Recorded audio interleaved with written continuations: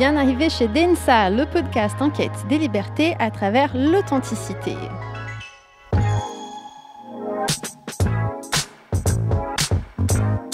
Et pour commencer, en toute sincérité, moi, Sarah Poli, j'avoue que je me sens beaucoup plus à l'aise là maintenant parce que c'est le 12e épisode qu'on enregistre avec Priscia. Donc, je ne vais pas faire le mystère pour présenter la personne et dire son prénom à la fin parce qu'elle a déjà été là. Donc, la voilà, bienvenue. Bah, merci. De rien.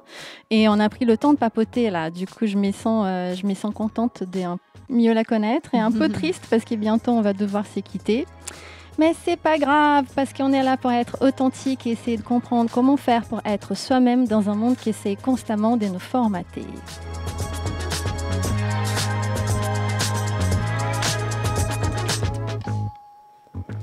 Donc, après avoir parlé de réjection et authenticité, on va enchaîner avec le sujet du genre parce que j'ai passé le premier épisode à dire elle, mais en vrai, c'est une personne non binaire. Et du coup, elle est là pour nous aider à comprendre aujourd'hui en quoi la question de l'identité, en fait, tout simplement. Qu'est-ce que c'est la non-binarité? Qu'est-ce que c'est les genres? Peut-être aussi la sexualité. Et on va bien voir où est-ce que cette conversation va nous mener. Donc, avec vous, les amis, les amours, c'est Inès Tavares, a.k.a. Priscia. Salut. Coucou, Priscia. Donc, il a toujours la première question pour débuter le podcast. Comment tu te sens aujourd'hui, sincèrement? Celle-là, tu m'as déjà répondu. Oui. Est-ce que tu as des choses à ajouter? Je me sens moins flottante. Plus la pêche. On s'est ancré là. Hein? On s'est ancré un petit moi peu. Aussi, ouais, c'est parfait. Super. Donc, moi, j'ai envie de faire un truc un peu différent. Tu m'as dit si tu es d'accord. J'ai envie de mettre ta musique Unstoppable avant qu'on commence. Let's go. Let's go. I look in the mirror and I see faces looking the same. Ouais, ça fait trop bizarre, je l'écoute jamais du coup. C'est vrai? Shadows in your eyes. Moi, j'apprécie beaucoup celle-là. Ouais. Je la vois beaucoup dans Densa, tu vois. Ah ouais. Elle était faite pour ça, c'était libéré. Je l'ai joué aujourd'hui. Ah, super. Avec des étudiants qui ont peur. Je suis allée les voir table par table. Du coup, ils ont dansé? Pas dansé, mais Dégagé.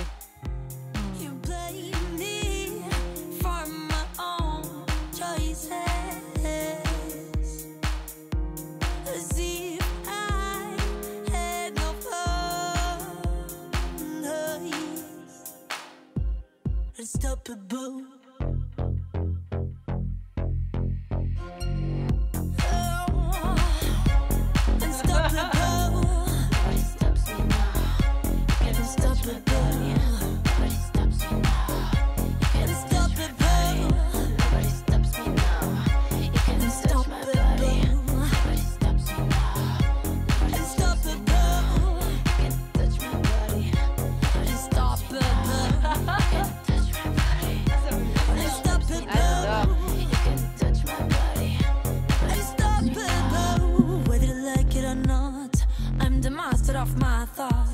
Judging, I've no fear, so get your ass out of here. Am I a woman looking like a man? They say they're open, why do they pretend? I'm the strongest fighter you've ever seen. I've nothing to lose, everything to win. I'm the strongest fighter you've ever seen. I've nothing to lose, everything to win.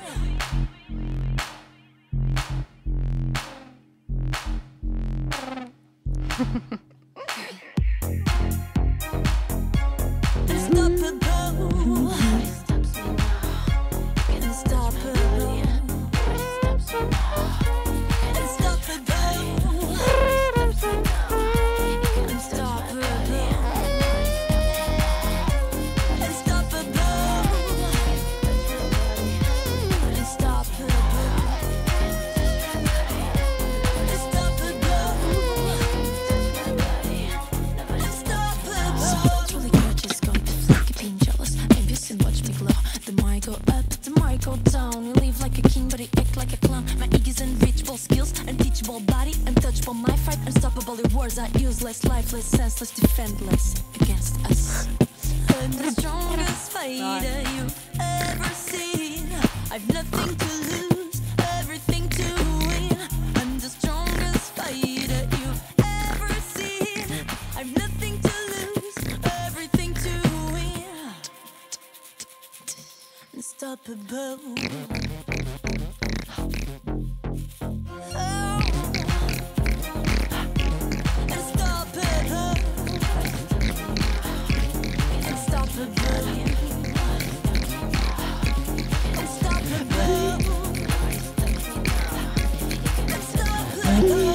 Nobody stops me now. Ah, c'était bon ça! Oh là là! Je viens de stylé. saturer l'audio parce que j'écris, parce que ça m'excite. C'est trop bien. Oh là là, Felicia, merci! Merci à toi. Ah, il faut qu'on mette ça dans un dansa. Il faut faire danser les gens sur ça. Vas-y, balance au public. Qu'est-ce que ça raconte cette musique? Alors, Unstoppable parle de vraiment le sujet number one que j'aborde dans ma musique, est l'affirmation de soi. Déjà, commencer par s'accepter, se comprendre et puis s'affirmer. Et du coup, ça parle de cette chose-là qu'on a en nous, qui nous rend différents des autres. On a tous quelque chose qui nous rend différents. Et en fait, cette chose-là, on a tendance à le voir, cette différence-là, on a tendance à le voir comme quelque chose de négatif. Parce qu'il y a de la vulnérabilité là-dedans. Et la société a l'habitude de penser que la vulnérabilité, c'est quelque chose de négatif. Ça l'est pas vraiment, au contraire. Et c'est cette différence, finalement, quand on l'assume, quand on comprend que c'est nous, c'est ce qui nous rend uniques, et cette différence-là, c'est ce qui nous fait briller. C'est ce qui rend notre beauté unique et indispensable à ce monde, parce qu'il y a de la place pour tout le monde. Et c'est juste en étant soi-même qu'on trouve notre place. Donc, Unstoppable parle de... Authenticité. Unstoppable parle de cette authenticité et le fait que, voilà... une de mes différences selon les personnes, c'est mon androgynité. Et en fait, souvent, ça a été vu comme quelque chose... comment dire, j'ai été victime de jugement, on va dire, à cause de ça, parce que dire que je suis non-binaire, selon certains, c'est juste trouver des étiquettes, etc. Ouais. Alors qu'à partir du moment où on a créé un monde binaire qui n'existe pas vraiment, il y en a beaucoup qui ne vont pas se retrouver dans ces deux étiquettes-là binaires, hommes ou femmes. Et du coup, je parle de ma non-binarité où je me sens ni l'un ni l'autre et je me sens les deux à la fois. J'ai ces énergies en moi. Et je parle du coup de... C'est pour ça que je dis « Am I a woman looking like a man? They say they're open, why do they pretend? » Est-ce que je suis une femme qui se ressemble à un homme? Parce que c'est ce qu'on me disait. Pourquoi ils disent qu'ils sont ouverts d'esprit alors qu'ils mentent? Et ça parle de tout ça. C'est un peu... cette fois-ci, c'est moins... si vous avez écouté le podcast sur Rêve d'un baiser, on n'est pas du tout dans quelque chose de léger. On est dans quelque chose de très... c'est vraiment une révolte à point levé. Et en même temps, sous une forme de danse, disco, ou juste, je vois un peu une armée. Une armée autour avec plein de gens qui pensent la même chose et qui dansent et qui chantent et qui gueulent s'ils ont besoin pour assumer leurs différences. C'est jamais vraiment contre quelqu'un, mais plutôt pour cette cause. Moi, dans Densa, les rendez-vous dansants, moi, je parle souvent aux gens. Je trouve que les personnes qui sont des fois dans les milieux militants et des gauches et que nous, on doit faire face à beaucoup de choses dures, il y a une sorte de dureté aussi au niveau de la personnalité qui s'installe. Et moi, je viens d'une culture, le Brésil, qui vit beaucoup de choses dures, mais qui ont fait face avec de la joie. Moi, je trouve que la joie, elle est révolutionnaire en fait. Je trouve qu'il a une vraie force en étant en faisant la fête quoi. Moi souvent quand je suis révoltée, j'ai envie de crier, j'ai envie de taper et en fait de pouvoir chanter, de pouvoir danser, les gens ne se rendent peut-être pas compte, mais ça c'est toi qui t'exprimes et de s'exprimer dans une société qui veut pas que tu le fasses, c'est énorme en fait. Totalement. Donc ta musique qui parle de choses dures en mode disco et qui nous fait danser en écoutant tout ça. Pour moi, c'est très authentique. Merci beaucoup. Ok, et il y a une autre phrase aussi que j'aime beaucoup. I have nothing to lose, everything to win. C'est comment cette phrase déjà? I'm the strongest fighter you've ever seen. I have nothing to lose, everything to win. Elle est très belle cette phrase et ça me fait penser à un de tes trucs des réseaux qui a passé comme ça, un Reels, que tu parlais de tes élèves et que tu avais parlé de la place, de l'importance d'un avatar pour toi. Ah oui. Ok. J'étais en workshop de beatbox et on essayait de trouver des blases de beatboxers et pourquoi il y a une importance dans les blases de beatboxers. Et que moi, ça m'a servi dans ma vie artistique. C'est que Prishia, c'est de base un blaze que j'ai pris du monde du gaming. Où, quand je jouais, mon blaze c'était Prishia. Ça voulait rien dire. J'ai voulu ce jour-là, quand je jouais, créer un blaze qui n'existait pas et lui trouver un sens. Et en fait, au fur et à mesure dans le gaming, il a eu un sens qui était à la fois un guerrier mais aussi l'elfe. Mais très, très ancré quand même guerrier. Et ça a commencé sur un jeu où je créais mon avatar. Et ce mot avatar, il a pris tout son sens. Parce que pour moi, dans ma musique, j'ai besoin de rentrer aussi dans un personnage qui est finalement moi. Mais ce personnage-là où il n'y a pas de limite, ni de contraintes. Et ce personnage-là, c'est Prishia.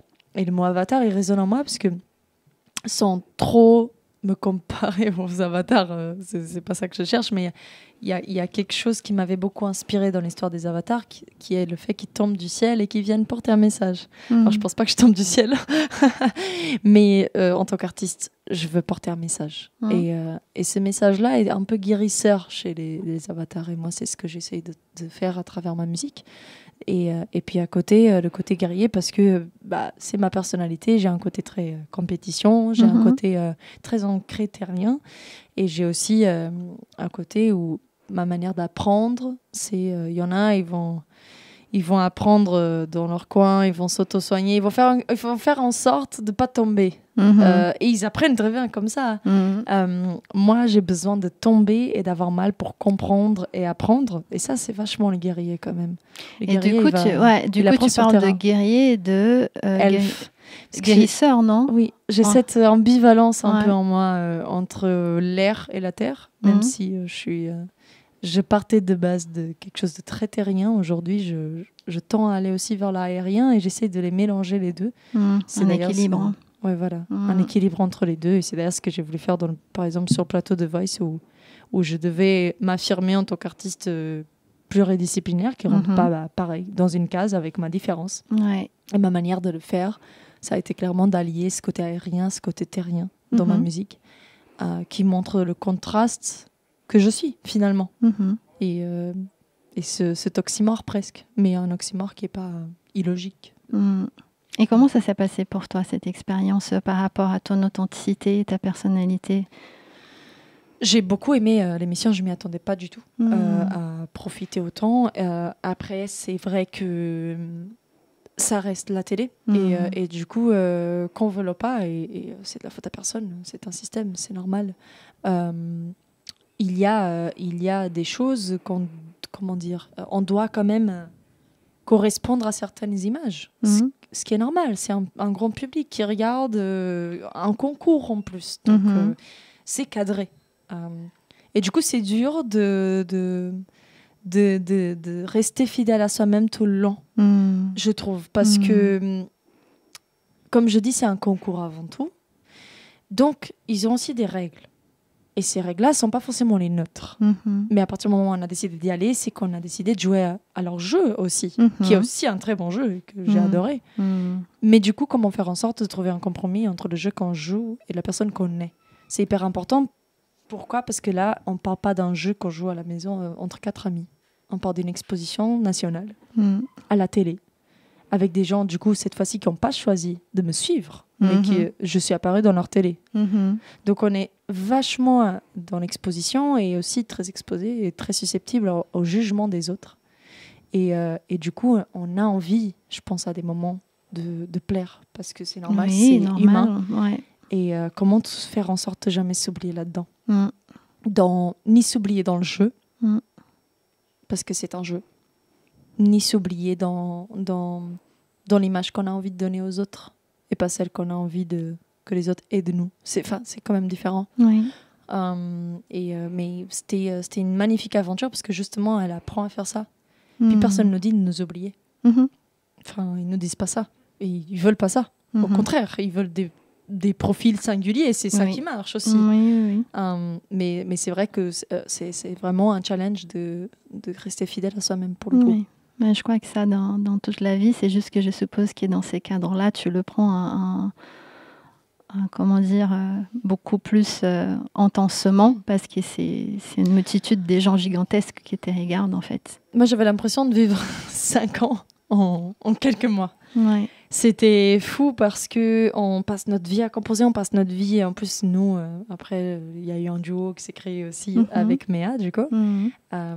Où justement, pourquoi ce duo s'est créé? C'est parce que, donc, ça, c'était dans les Battle Duo, on était l'une contre l'autre dans l'équipe Zazie. Et pourquoi ce duo s'est créé? Parce qu'en fait, il y a une beatboxeuse chanteuse qui vient pour montrer qui elle est dans sa différence, qui rencontre une danseuse chanteuse, donc la même chose, qui vient montrer qui elle est, enfin pas la même chose, mais qui vient avec le même message, montrer en fait qui elle est et au-delà de n'importe quel cadre et de le partager surtout. C'est pas de venir montrer qui on est et puis voilà, c'est de partager que on peut venir avec nos rêves et avec nos singularités et on peut le faire. C'était ça notre but. Et en fait, quand on se rencontre, on se rend compte qu'on a le même message. Donc en fait, on a choisi de faire un duo et du coup, on a continué l'émission ensemble en proposant clairement plutôt un concert qu'une compétition. C'était de la danse, beatbox, chant, il y avait vraiment tout. C'était hyper marrant comme rencontre et très intense. Et en fait... je me suis forcément perdue dans ce que j'allais dire. J'ai ouvert beaucoup trop de parenthèses. Mais en gros, oui, l'émission nous a énormément appris parce que aussi, du coup, on était en duo, on se découvrait.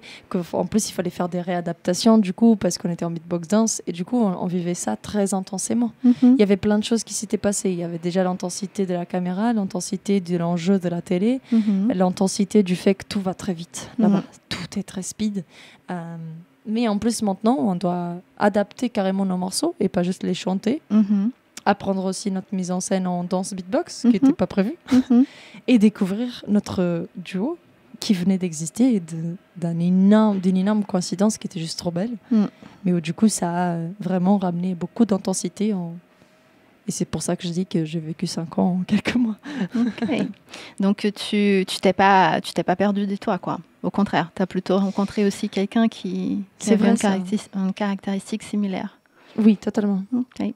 Et quand tu parles de ton androgynité, moi, je suppose qu'il a peut-être un processus aussi de compréhension personnelle, parce que bon, tu es né dans le même monde que moi, où tout était un peu prédéfini, préexpliqué, tout ça. Est-ce que tu crois que tu as vécu une phase de compréhension personnelle jusqu'à arriver à savoir comment tu t'identifiais, ou est-ce que ça a toujours été clair? Comment ça s'est passé? Ça n'a jamais été clair dès le départ. Excuse-moi. Ça n'a jamais été clair depuis le départ. Mais il y avait quelque chose qui était déjà là. Quand j'étais petite, je voulais ressembler à un garçon. Et ça, petit à petit, j'ai compris que c'était le fait que j'étais conditionnée par la société qui me disait que la femme, c'est OK d'être en 2e place. Par contre, un garçon, il faut qu'il soit premier en tout. Ils sont plus forts que les femmes. Enfin, tout ça qui n'est pas vraiment vrai.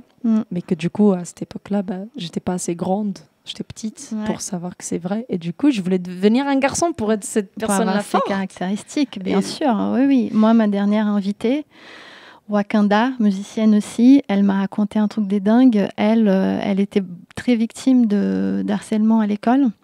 Et un jour, à la famille, on l'a coupé les cheveux alors qu'elle ne voulait pas. Et elle avait très peur. Elle est arrivée à l'école en ayant très peur de ce qu'on allait faire avec elle. Les prendre en ridicule et tout ça. Et en fait, elle m'a dit, personne ne m'a reconnue, tout le monde croyait que j'étais un garçon. Et tout le monde l'a photolapée, en fait.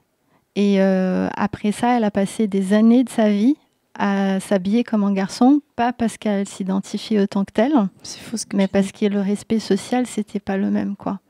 Et elle m'a raconté que c'est maintenant, en devenant maman et en ayant une fille, qu'elle réalise. Qu'elle s'est dit que non, là j'assume ma féminité, je me libère, et elle est dans ces processus-là.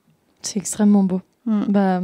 En plus, c'est fou parce que j'ai vécu la même histoire mais à l'envers. On m'avait coupé les cheveux aussi, alors que je voulais pas, mais parce que on a tous connu l'époux. Et moi, j'étais pas mal victime d'harcèlement. Et à ce moment-là, c'était encore pire parce que du coup, je ressemblais à un garçon. Et j'ai fait du coup l'inverse. Là où je me retrouvais, où je disais voilà, je ressemble à un garçon parce que j'ai envie d'être forte, j'ai envie d'être ci, j'ai envie d'être ça. Finalement, j'ai été associée à de l'harcèlement. J'ai associé être un garçon à de l'harcèlement. Et du coup, j'ai fait l'inverse. Et j'ai commencé à porter des jupes, j'ai fait pousser mes cheveux, j'ai lissé mes cheveux, et ça jusqu'à la fac. Et en fait, même la fac, je faisais de la psycho et j'étais clairement dans un monde où je voulais plaire aux gens. Et tu faisais déjà du beatbox ? Justement, c'est le beatbox qui a commencé à me libérer. Quand je suis partie au beatbox, j'ai rencontré l'autre bout de la société, l'autre partie de la société, qui est l'artiste. Yes, vive les artistes. Et les artistes, ils sont très authentiques, beaucoup. Et ils sont pas tant dans le jugement. Tout le monde est dans le jugement un petit peu, mais beaucoup moins. Ils aiment la différence. C'est l'inverse, en fait. Ils adorent ça. Et après, à la fin, j'étais plus victime vraiment de ce qu'on me disait. J'étais plus victime d'harcèlement, rien. J'avais même trouvé vachement ma place, je trouvais. Mais c'était pas ma vraie place. C'était la place que je voulais créer pour plaire aux gens. En fait, là, ça y est, la personne qui m'harcelait, c'était moi-même. Parce que je me mentais à moi-même et tous les jours. Donc, c'était de l'harcèlement envers moi-même. Et dans le beatbox, j'ai découvert que c'est bien d'accepter sa différence, que c'est bien d'être différent. Et en fait, petit à petit, j'ai commencé à m'habiller différemment, plutôt d'une manière un peu plus streetwear. Donc, un peu... je dirais même unisexe, tout court. Et c'est avec une copine quand du coup j'ai découvert aussi que j'étais bi et pas bi pansexuel mais pas vraiment hétéro, que tous ces questionnements ont commencé à exister parce que du coup j'ai commencé à m'intéresser à tout ça, j'ai commencé à m'intéresser aussi au féminisme, j'ai commencé à le pratiquer, même si on est tous un peu au fond on devrait. Parce que finalement, c'est juste une lutte pour l'égalité. J'ai commencé à comprendre un peu plus tout ça. Et un jour, j'ai parlé avec ma copine et je comprends pas, je me sens pas femme. Elle me dit, est-ce que tu te sens homme ? Je fais, je sais pas. Et du coup, elle m'a appelé Thiago pendant une semaine pour voir si c'était ça. Et je dis non, tu peux arrêter. Je me sens... Non, ça me dérange. C'est pas OK. Et elle m'a dit, t'es peut-être non-binaire. Et là, elle m'a dit, je vais peut-être te dire que t'es bélo. Et en fait, ça avait tellement résonné en moi. C'était tellement... Et pourtant, je connaissais pas. Et c'est là où, pour moi, on peut pas dire que du coup, c'est fictif, tout ça. Non. Parce que quand on me dit ça, que je comprends même pas le sens de ça, mais que ça résonne en moi, bien sûr. c'est que vraiment, identitairement parlant, c'est là où je me trouvais, en fait. C'est que finalement, toutes ces années-là, j'essayais de ressembler à l'un ou l'autre parce que c'était la binarité d'une société. Mais finalement, c'est juste que je me retrouvais ni dans l'un, ni dans l'autre. Je portais les deux énergies, mais je me retrouvais ni dans l'un, ni dans l'autre.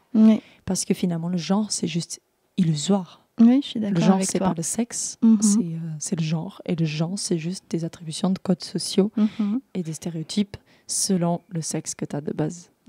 Et si tout ça, c'est illusoire et qu'il y a des règles déjà précises et que je m'y retrouve pas, alors oui, je me sens non-binaire.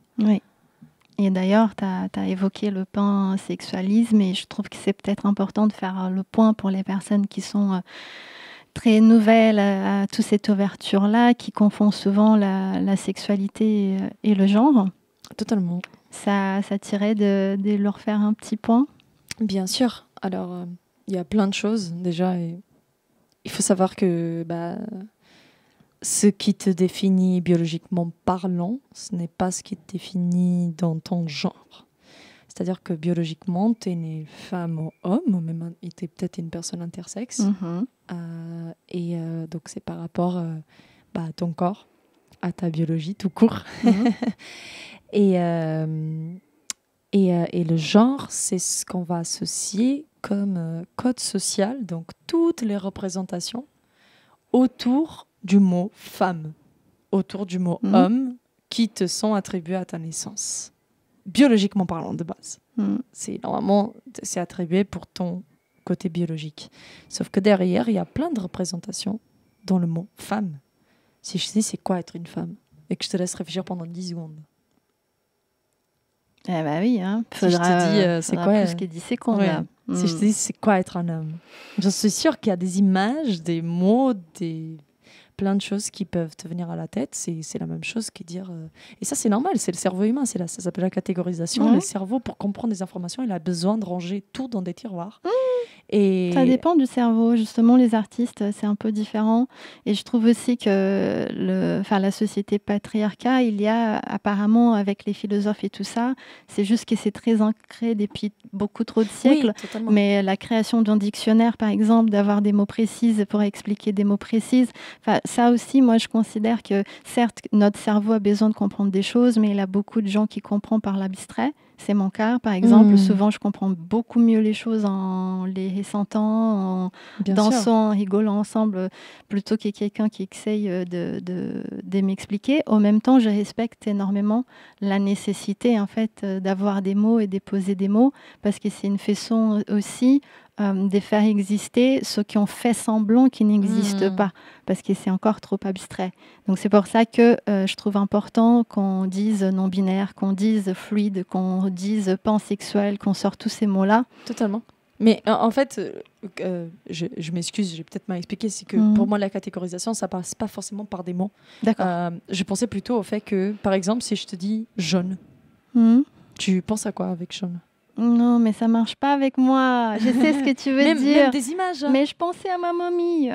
Parce qu'elle a l'Alzheimer et elle... c'est un vieux bébé, en fait.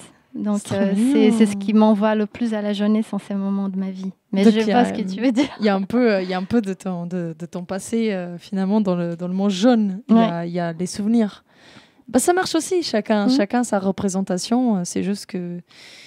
Pas des mots, mais plutôt, comment dire, il y a des images qui nous emmènent à d'autres, qui nous emmènent à d'autres. Mais moi, je trouve que ça vient de l'extérieur et qu'après, dans l'éducation, on apprend ça. Mais moi, je me dis que probablement à la base, si on vivait dans une société où les choses sont moins catégorisées, je crois qu'on a capacité cervicale, c'est ce que je vois avec les artistes, on a une capacité d'abstraction et de compréhension autre qui par la catégorisation.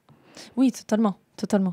En tout cas, je parlais vraiment de quelque chose où de base, c'est une des choses aussi qu'on utilise, par exemple, pour les personnes qui subissent qui ont de l'Alzheimer. Ouais. On va commencer par passer par des indices, du coup, on va faire tout un système d'indices, etc., pour que ce soit plus simple pour eux de s'en sortir. En fait, c'est quelque chose de très biologique, mais après, ça ne veut pas dire que c'est la seule manière, mais que du coup, il y a cette tendance-là, c'est chez l'humain, et pas chez tout le monde, mais chez l'humain de faire des associations, ce qui est normal, parce que en fait dans les aires de nos c'est comme ça aussi que les aires entre elles communiquent dans notre cerveau, et du coup on associe tout, et en fait sans faire exprès, quand tu associes, parfois tu catégorises. Et le problème de la catégorisation, c'est qu'il y a un côté très positif.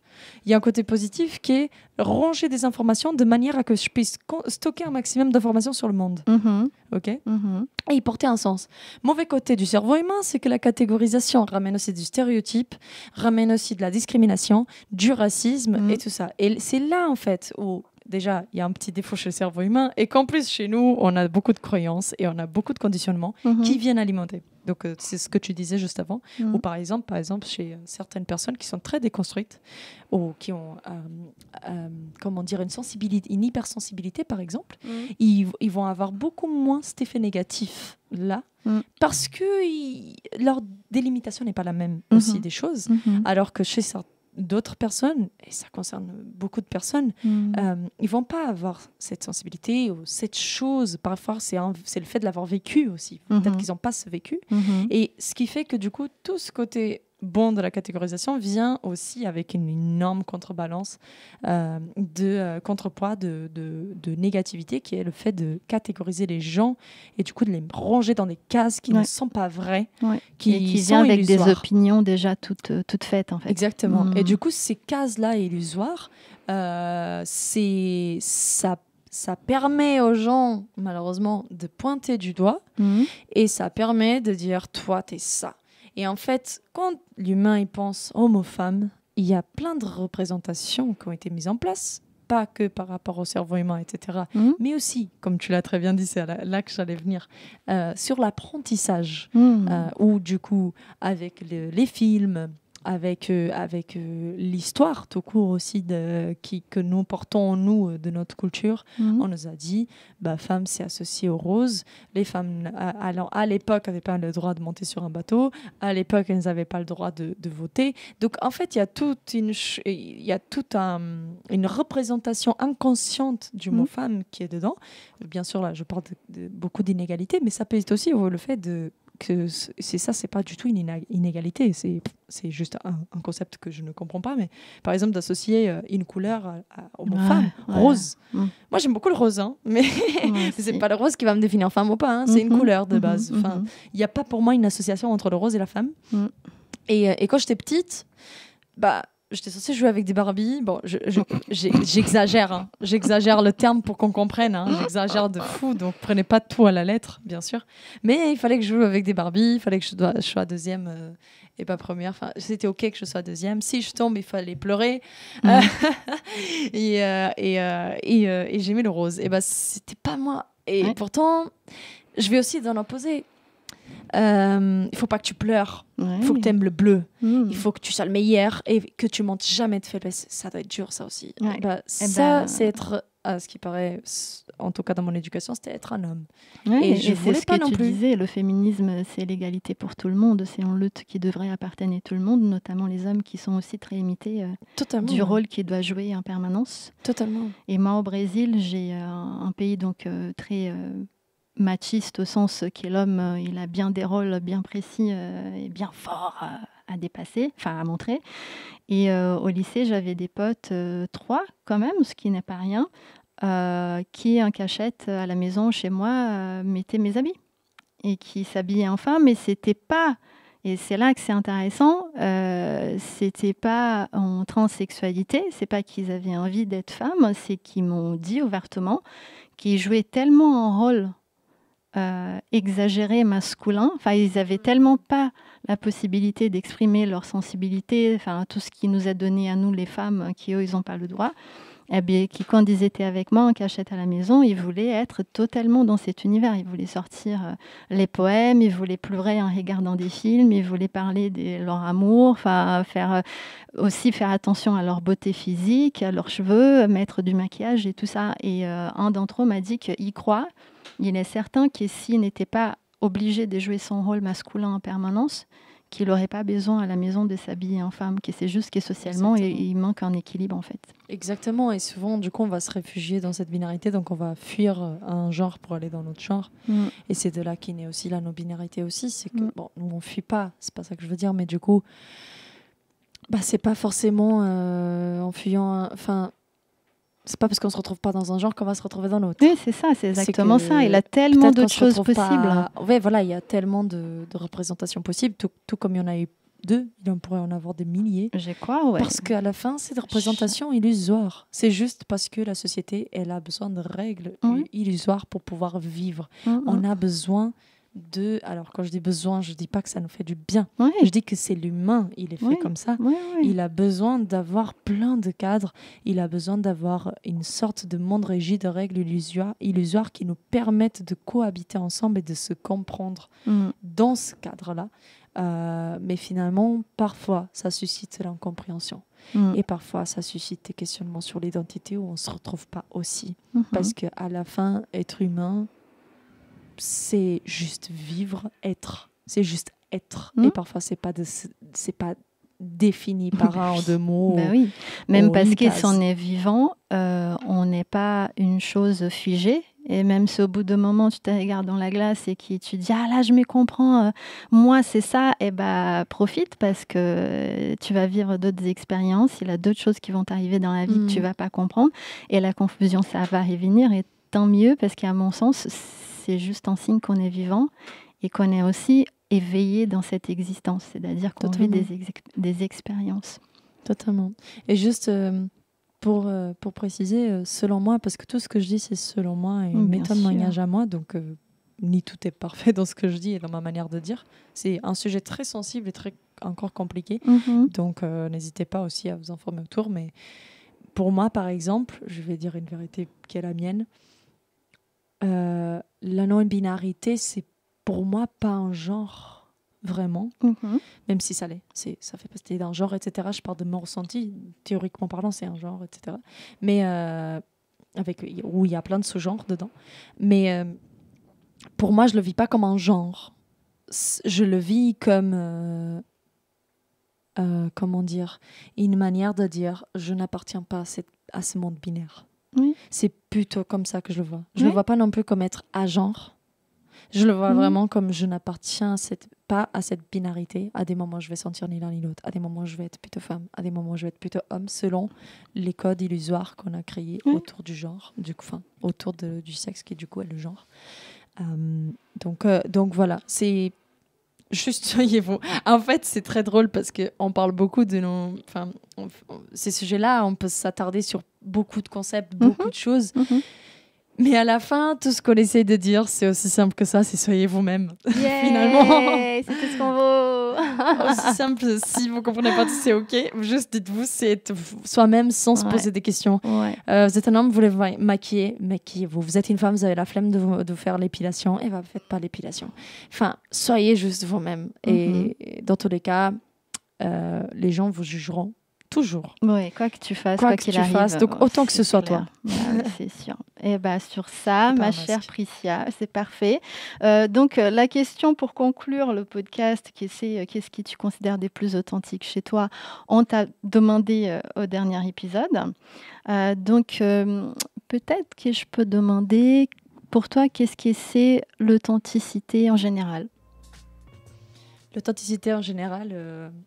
L'autre témoignage de tout à l'heure, il m'a vachement inspirée. J'aime beaucoup aimer ce côté enfant. Je pense que c'est allier c'est créer une belle danse entre ton image adulte et ton image enfant, ton identité adulte et ton identité enfant. Et juste s'affirmer sans avoir peur de ce qu'on pense, en étant toi-même. Mais aussi, pour être authentique, il faut aussi être à l'écoute de l'autre. Ah ouais, toujours respecter l'authenticité de l'autre. Cela a été Priscia chez Densa Podcast. Merci beaucoup, Priscia. J'ai un truc bizarre au niveau d'audio. Ah bah oui, j'ai la musique de Priscia qui continue sur le fond. Bah voilà, c'est Densa, le podcast de l'authenticité. Priscia, où est-ce qu'on peut te retrouver? Vas-y, balance tes réseaux sociaux. C'est Priscia, P-R-I-C-H-I-A, music en anglais, sur Instagram, TikTok, Facebook, LinkedIn même, Spotify, Apple Music. Je sors un nouveau titre donc le 13 octobre qui sera déjà peut-être sorti. Yes. Et ça s'appelle Rêve d'un baiser, n'hésitez pas à l'écouter. Et la chanson qu'on a écoutée tout à l'heure est sortie sur un projet d'EP Second Souffle qui s'appelle du coup Unstoppable, ce titre-là qu'on avait écouté. Je vais mettre en lien dans la description de la vidéo sur la chaîne YouTube Sarah Poly, Densa Podcast. Oui, vas-y. Excuse-moi, mais j'ai parlé du duo à un moment. J'aimerais juste citer ça. Bien sûr. Donc le duo, c'est Mea et Priscia. Donc Mea X Priscia sur les réseaux. Mea, M-E-A-X P-R-I-C-H-I-A. Et c'est le duo qu'on a créé du coup dans The Voice et qui défend justement, et on le dit dans notre dossier de presse et partout, qu'on défend l'authenticité et l'hybridité.